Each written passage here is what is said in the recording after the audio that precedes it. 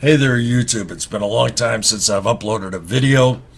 Anybody that's looked at my YouTube channel knows it's a bizarre potpourri of remodeling videos, pet videos. I did a 5-part series on a UFO sighting I had and a subsequent event that I think was a UFO. Anyway, a lot of people watched that. In fact, I had a guy comment under one of those videos the other day and literally asked me if I was still alive. Barely. I've had a stroke, a stent put in my leg, kind of fallen apart, so YouTube has not been a big priority. I'm thinking of making one more video on that subject and uploading it. I've got some updates, found some more witnesses to the 94 event. Our neighbor has filmed some crazy stuff behind our house, just some... But anyway, this is about Facebook. I had a very strange experience on Facebook this morning.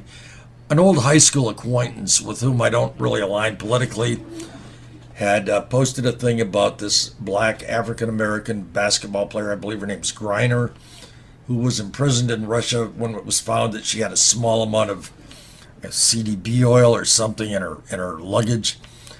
And he was praising the Russians and bashing her, and a gal underneath his comment wrote, wasn't it just some CDB oil? And I wrote, crime of the century. And it was prescription. She was dumb to take a chance, but hey, who knows? The Russians are nuts.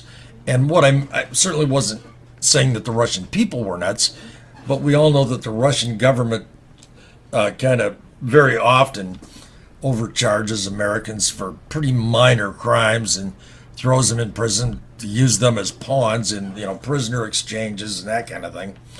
And I didn't think that was anything particularly offensive. I got kicked off of Facebook for 3 days, and it said I might be kicked off permanently. I can't comment, I can't post. I belong to a bunch of groups on Facebook. I'm like, for that? I mean, I don't think it was really hate speech. I just said the Russians are nuts, meaning the Russian government, because, they found a trace amount of, I think it was CDB oil. I'm not a pot person, so I don't really know about all this stuff. And, they put her in prison for like 10 years. It's pretty draconian and weird, and it's, I don't know. But Facebook's a mess. They make billions of dollars. You cannot talk to in a situation like this, you don't have any real recourse. You can't talk to a human to explain yourself or ask a question or, make your case that, hey, come on, this isn't hate speech. I can't stop ranting. This is driving me nuts. I said to a friend of mine, what if I had written, North Korea is a really insane, dark, nutty, repressive regime. I mean, it's a place where they tell the populace that Kim Jong-un doesn't use the bathroom. They'll kill you for anything. There's no food. It's a crazy place. That's just an objective truth. To say that would not be hate speech. In the same way that we all know that the Russian government very frequently detains Americans for fairly inconsequential crimes and slaps them with extremely harsh sentences to use them in prisoner exchanges.